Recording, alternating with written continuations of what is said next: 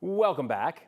If you don't know her, you certainly know her stories, and you have certainly heard her name. Our Anne Herbst is a longtime 9 News employee and our director of visual journalism.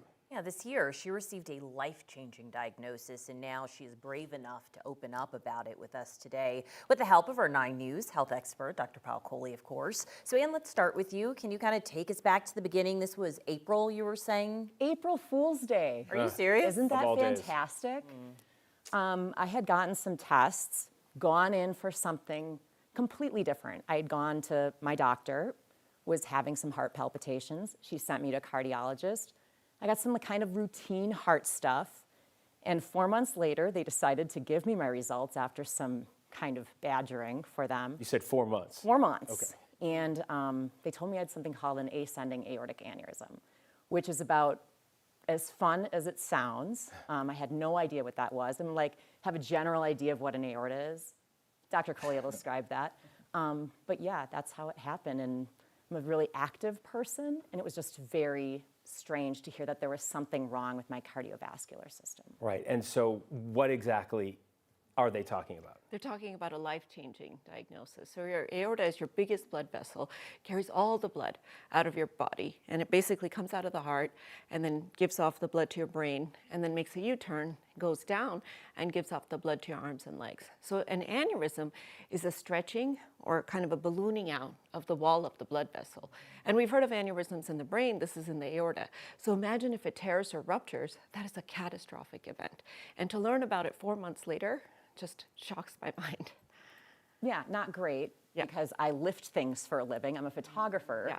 I lift 100 pounds a day, and then I was told 20 pounds, that's your max. Are you serious? And I had been doing that my whole career. And not only is she not going to be able to lift, she's not going to be able to do Pilates or planks or push-ups or pull-ups or anything that causes you to strain, because that puts stress on your aorta.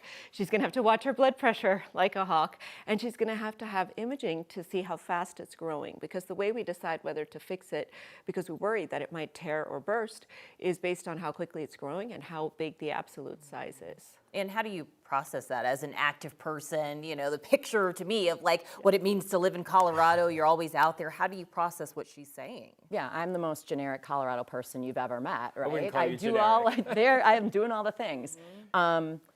It wasn't great at first, but I have a really good team of doctors now who have never told me not to get out and exercise. And I hear horror stories of people who have this, whose doctors say, sit on your couch, and I can't imagine what my mental health would be like if it weren't for my team telling me, you'd be nuts not to go out and keep doing your thing. Just be a little more careful than I used to be. You mentioned mental health. I'm curious because I had some experience with a terrible medical issue about a decade ago that was almost life-changing.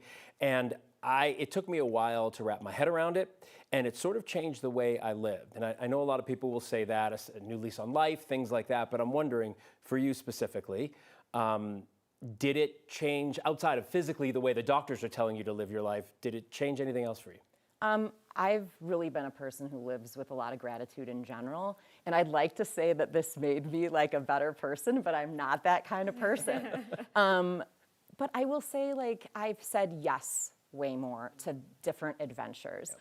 But I will not say I feel grateful for having this diagnosis. I'm glad I know about it because that keeps me safer. What you don't want is for this to do something crazy and then you end up in the hospital. The results are way worse than if I have a planned surgery, which is what that's going to happen.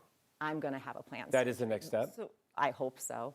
So Anne made a really good point there, which is most of the time this is silent because we don't have symptoms until something bad happens. It tears or it ruptures, and that's usually, like I said, catastrophic. So for her to now know she can actually feel empowered and make a plan.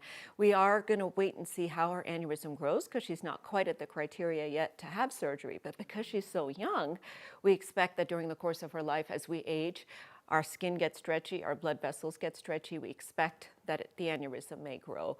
So most likely, we've talked about it, she may have to get it replaced. But again, that's empowerment because we then get ahead of the problem rather than necessarily waiting for something to happen. So I want people to walk away from here thinking if they have a family history of aneurysm, such as Anne's family, or they have something called a bicuspid aortic valve, or if you're a smoker and over the age of 65 or you've ever smoked, you may need to get screened for an aneurysm, and that's usually a CT scan or an MRI, because it's better to know than to wait for it to rupture on you. Just quickly before we go, how is this disease, if it is, different in women than men? It is different because the aorta, the blood vessel, is very sensitive to estrogen. So we know that a woman who has an aneurysm going into pregnancy is more likely to rupture or tear it. We know that women tend to rupture at smaller sizes than men, and we know that women's aneurysms enlarge larger than men's for their body size. So it's almost a worse disease in women, even though it's less likely to happen, but when it happens, it can have a more significant prognosis. So as Anne goes through life, goes through her transitions of menopause and such, we'll definitely have to watch her aneurysm very carefully. Wow. Kudos to you for sharing. I'm sure you're opening up a lot of people's eyes to think that you didn't even know this was going on with you. You go in to be checked for something else. Now it's something you're living with, right? I mean, Yeah, good for I you. mean, this definitely, I didn't think I would share it at first, and then I realized this is something that people are finding more and more because there are more and more, there's people getting screened more often.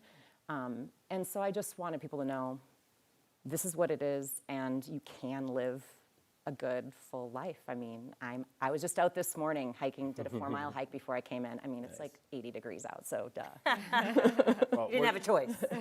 we're glad you're on top of it, you're getting the care that you're getting, because you're a huge integral part of this team and the stories that we tell, both visually and, as we tell them. So we're happy for that. Okay, thanks for having us.